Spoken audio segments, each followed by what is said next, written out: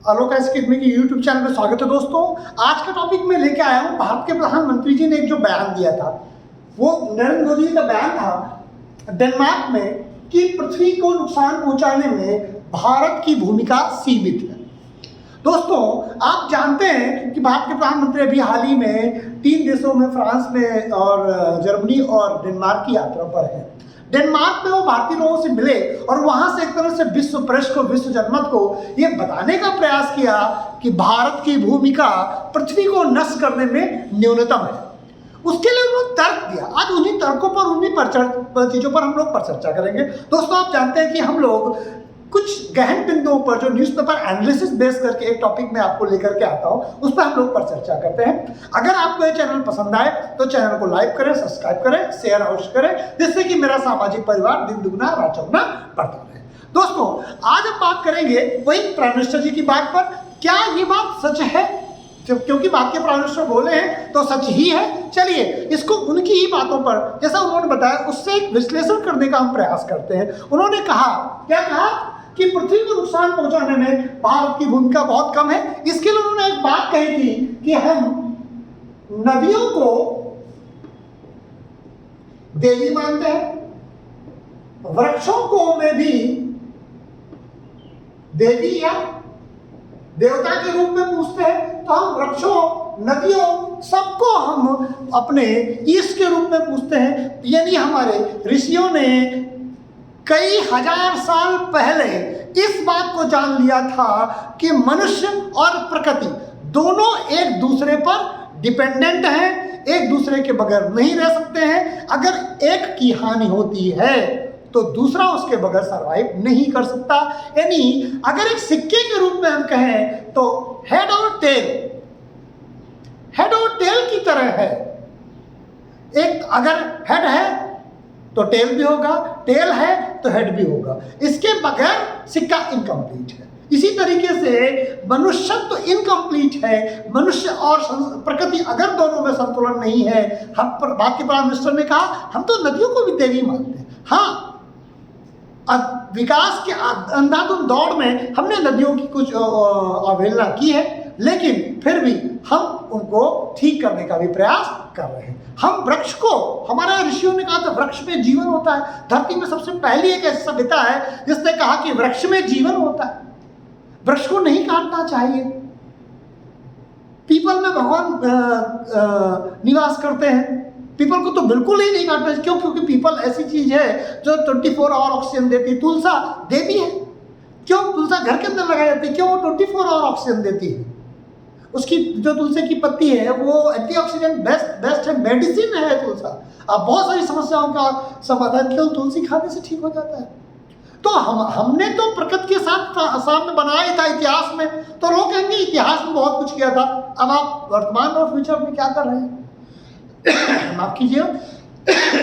तो अगर आप देखें वर्तमान में तो हम क्या कर रहे हैं? वर्तमान में हम कर रहे हैं व्हीकल्स में या जो भी गाड़ियां हैं उनमें हम सीएनजी का उपयोग बढ़ा रहे हैं, पीएनजी घरों में उपयोग कर रहे हैं, जिससे कि पेड़ कम कटे, और इलेक्ट्रिक मोटर्स का हम प्रोड्यूस कर रहे हैं। उसके साथ में फ्यूचर प्रेजेंट के लिए क्या कर रहे हैं? अगर आप देखें तो हम कर रहे हैं ग्रीन हाइड्रोजन। इसका हम प्रोड्यूसर बन रहे हैं। अभी कुछ दिन पहले ही नितिन गडकरी जी हाइड्रोजन कार लेकर के पहली बार गए थे। कोई चीज जो पहली होती है बहुत इंपॉर्टेंट, उसका तो फिर होने ही लगती है। तो हम अब ये एक दिन मैंने पिछले वीडियो में बताया था या क्लास में बताया था कि हम दुनिया में विश्व शक्ति बनना चाहते हैं, और विश्व शक्ति बनने के लिए हमारे पास क्या होना चाहिए? एनर्जी। और एनर्जी, क्योंकि अभी हमारी जो एक इंपोर्ट बेस है, आयात पर निर्भर है, इसीलिए हमारी विश्व शक्ति बनने में थोड़ी सी हमारी गति धीमी है। हम एनर्जी पर दूसरे पर निर्भर है। लेकिन पेट्रोलियम प्रोडक्ट्स से जब हम जंप करेंगे, कब? Net zero. हमने 2070 के लिए टारगेट लिया है कि हम 2070 तक कार्बन इमिशन को जीरो कर दें। आगे इसे हम क्या करने जा रहे हैं? जीरो करने जा रहे हैं। नेट जीरो की कॉन्सेप्ट लेके आएंगे, जिसमें हम सीएनजी का उपयोग, इलेक्ट्रिक मोटर्स का उपयोग, ग्रीन हाइड्रोजन का उपयोग और सोलर एनर्जी का उपयोग और थर्मल पावर प्लांट्स को लगभग कम करके और सोलर एनर्जी और न्यूक्लियर एनर्जी पर हम अपनी डिपेंडेंसी रखेंगे। यानी hydrogen, nuclear energy, solar energy और ग्रीन हाइड्रोजन पर हम 2070 तक पूरी तरह निर्भर हो जाएंगे। यानी 2070 के बाद हम भारत भूमि से कोई भी कार्बन का उत्सर्जन नहीं करेंगे। ये हमारा फ्यूचरिस्टिक प्लान है, ये योगदान रहेगा धरती के लिए। यानी इतिहास में भी हमने धरा को कम से कम पॉल्यूट करने का प्रयास किया। इतिहास में भी हमने नदियों को जाना कि नदियों के बगैर मनुष्य का जीवन नहीं है। आप जानते हैं जितनी भी मानव सभ्यताएं विकसित हुई, इंडस वैली हो, इराक की सभ्यता हो, मिस्र की सभ्यता हो, ईरान की सभ्यता हो, कोई भी हो, वो नदियों के किनारे विकसित हुई है। तो नदियों का महत्व हम बहुत पहले से जानते हैं। इसीलिए माँ गंगा, माँ यमुना, माँ नर्मदा, कोई भी नदी है देवी के रूप में पूछते हैं, सतयुग से पूछते हैं, इसीलिए पूछते हैं ना। फिर प्राइम मिनिस्टर ने एक बात और कही, उन्होंने कहा हमें यूज एंड थ्रो कल्चर से बचना होगा। आप देखिए कि कोई भी चीज जो यूज एंड थ्रो होती है वेस्ट के रूप में जाए, रीयूजेबल, रिसाइक्लेबल चीजें जो होती हैं वो ज़्यादा फायदेमंद होती हैं, वो पृथ्वी को कम नुकसान पहुंचाती हैं। लेकिन जो रिच देश है, जो डेवलप कंट्रीज हैं, उन्होंने अपने लाइफ स्टाइल को मेंटेन रखने के लिए, अपने लाइफ स्टाइल को बेहतर करने के लिए या लाइफ और इजी करने के लिए यूज एंड थ्रो चीज़ों को बनाया, जिससे एक बार वो प्रकृति में जाती तो वेस्ट के रूप में जाती। आपको जानकर आश्चर्य होगा, भारत दुनिया में जो वेस्ट मटेरियल है उसका भी रिसाइकिल करने में बहुत उच्च स्थान पर है, शायद नंबर 1 पर अगर गलत नहीं है। हम अपने वेस्ट मटेरियल को भी रीयूज कर लेते हैं। हमारे यहाँ तो बहुत कल्चर है ही है, बड़े भाई का कपड़ा फिर छोटा भाई, छोटे भाई का कपड़ा फिर पड़ोसी, पड़ोसी का वो भी पहनता है। हम जब तक फट नहीं जाता हटाते नहीं है, तकलीफ होती है। खाना बच गया तो हम डस्टबिन में नहीं डालते, वेट करते हैं कि गाँव माता आ जाए, उनको खिलाते, उन्हीं के पेट में चले जाए। हम रिसाइकेबल, रीयूजेबल कॉन्सेप्ट को मानते हैं।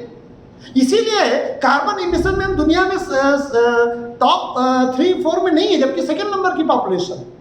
हम उतना कार्बन आज भी इमिशन नहीं करते हैं जितना अमेरिका, चाइना या रशिया करता है। तो दोस्तों, धरती को नष्ट करने में हमारा योगदान नहीं रहा है, या यूं कहें कि मिनिमम रहा है, न्यूनतम रहा है, या बिल्कुल नहीं रहा।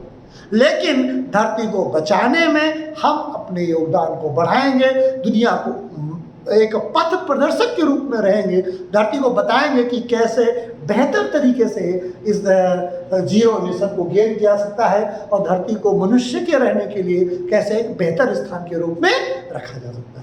दोस्तों, उम्मीद है कि मेरी इस पर चर्चा को आप आसानी से समझ पाएंगे। जीरो एमिशन क्या होता है ये भी समझ में आ गया होंगे। आपसे यूपीएससी के एग्जाम के लिए बहुत इंपॉर्टेंट है। या दूसरा, पृथ्वी को नुकसान पहुंचाने में भारत की क्या भूमिका है, इसको लेकर के मैंने विश्लेषण किया है। उम्मीद है कि मेरा यह विश्लेषण आपको समझ में आया होगा। आज की पर चर्चा को यही समाप्त करते हैं। नमस्कार, जय हिंद, जय भारत।